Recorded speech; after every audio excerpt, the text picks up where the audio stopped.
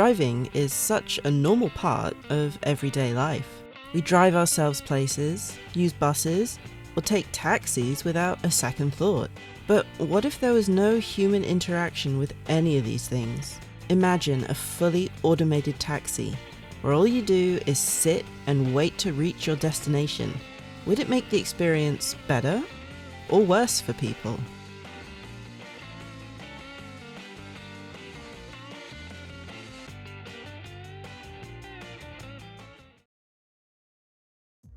NeoCab, released in 2019, was developed by Chance Agency and published by Fellow Traveler. It's available on PC, Mac, iOS, tvOS, and Nintendo Switch. This visual novel follows Lena, one of the last human cab drivers to be found in the state, who is moving to Los Ojos in order to restart her life with her friend Savvy. Nearly all cabs have been replaced with automated drivers, as they are more efficient and don't require health insurance.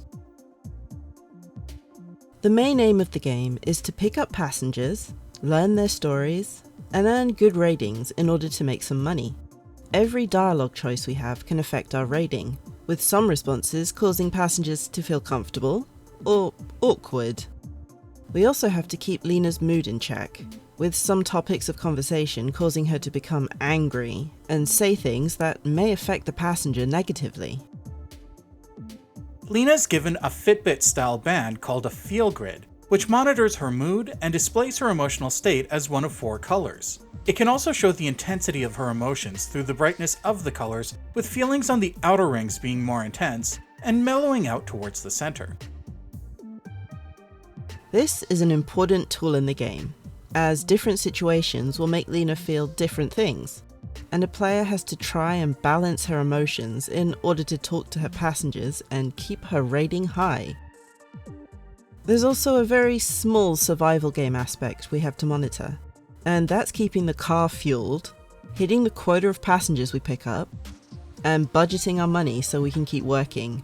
Each encounter with passengers is unique, and we have different choices on how to deal with each situation, such as being empathetic rather than dismissive. For some people, the thought of talking to complete strangers in public settings is very anxiety-inducing. So being able to get into a taxi and not talk to anyone during the trip might seem like a perfect situation. But how much human interaction do we need on a daily basis? We know it's not healthy to be shut away from the world all day, every day, but how much interaction do we need in order to stay mentally healthy? This can vary from person to person, and is what leads to different dynamics with the different passengers in the game. This question is also exacerbated by the omnipresence of technology in the game. Sure, it's set in a near future with tech that doesn't currently exist, but there's enough parallels to the modern day that real-world concerns are clearly reflected and commented on in the game. This leads to a dichotomy in the way that we as people interact and connect with one another. Humans need contact with other people as much as they need to eat or drink. This might sound dramatic, but studies have found that when a person has been isolated for hours or days, they begin to crave interaction in the same way they crave food. Social interaction releases dopamine in the same way it's released when we reward ourselves or fulfill an unmet need, which gives us the feeling of pleasure from a positive action. The best example of this is during the height of the pandemic, when families craved hugs from their loved ones. Friends would find ways to comply with social distancing while still enjoying drinks together, or neighbors would join each other for evening walks. People were finding a variety of ways to have some kind of social contact within the limitations of the situation. Technology was even used to bring people together. Video calls were the prime way to keep in contact. People were working from home, and players were coming together in virtual worlds to find some normality in an uncertain time. There can be too much of a good thing, however, and too much social interaction can cause anxiety or avoidant behaviours when too much energy and emotional resources have been used. This can also happen when a person has experienced chronic loneliness, and their brains adapted to this change by lowering the amount of dopamine released upon social contact. The fact that a ride-sharing service with human drivers is a rarity in the game, with most of these services being offered by automated AI vehicles, hints at the dehumanization and alienation caused by excessive technology. This feeling is heightened by the dehumanization that several Marxist critics, such as Louis Althusser, Georg Lukács, Bertolt Brecht, and Walter Benjamin, all argue is a condition of living under capitalism. In other words, people are treated as resources to be used up and disposed of, or replaced by machines or processes without human needs. This is clearly evidenced in the game, with how many passengers are keenly but uncomfortably aware of Lena's presence as a driver, especially a rideshare driver. More than that, all of the interactions and relationships are dominated by the character's class position and work status. Lena couldn't pursue the dream of taking a year off and travelling with her roommate and lifelong best friend Savvy after they'd graduated college.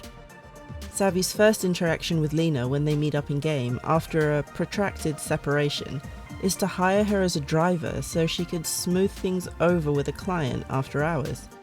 There are constant concerns over money and how it affects living conditions and situations. The survival game aspects in the experience are not finding food, shelter, and protection from predators or elements.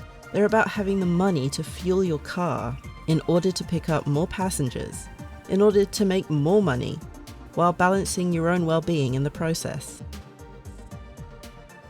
Despite this, the game isn't solely negative in its perception of technology.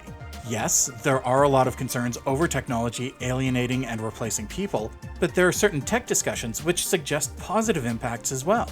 This leads to the other major question the game poses via the feel grid. How much do we need to contain how we feel, good or bad? It's a core issue in Lena's relationship with Savvy. On the one hand, moderating our feelings can keep interpersonal relationships running smoothly, but on the other, it leads to inauthenticity and an unhealthy bottling up of emotions. The feel grid allows the player to monitor their emotions, but is also a visual indicator to the passengers and other characters when certain feelings are being hidden, pushed down, or otherwise suppressed. This ends up forcing these contained emotions to come out, even as just a colour on Lena's wrist, or around Savvy's neck. This is actually heightened in the gameplay. The player does get to choose Lena's responses to certain situations, but there are moments where the game will not let the player actively voice them, instead providing Lena's internal monologue before returning to the dialogue choices for the player to choose again. This is Lena asserting herself as a character, while also trying to contain certain thoughts and emotions in order to maintain the interpersonal relationship dynamic which had been established, for good or ill. This assertion of Lena's character isn't just for the other character's benefit, but also to show that Lena is separate from the player as well, illustrating the connection and separation between player and player character. While the economic element of the rideshare gig economy is clearly critiqued here, there's also an element of connection that would otherwise not be possible without it. Lena, and therefore the player, winds up meeting and connecting with a variety of diverse people through her position as a driver, who she would not have otherwise met. These connections, while often fleeting, are still more than what would have happened in the AI-driven vehicles that proliferate in the world of the game. So the player is presented with both sides of the tech issue at the same time, and shown that it's more complicated than a simple good-bad dichotomy. This is actually highlighted in the gameplay as well. Yes, the player does get to choose which passengers are picked up, and also when to refuel, but the actual driving is not part of the gameplay. It is automatic. Instead, the game wants the player to focus on the connections between Lena and her passengers, as well as Lena and the people in her life. There are two ways to look at this. One is that it offers the Uber experience without properly offering it because the player never actually drives.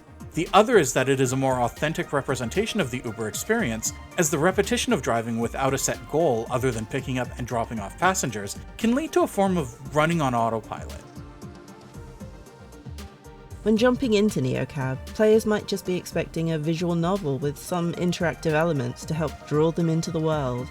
They come to accept that Lena is one of a kind these days, and automated vehicles are the norm.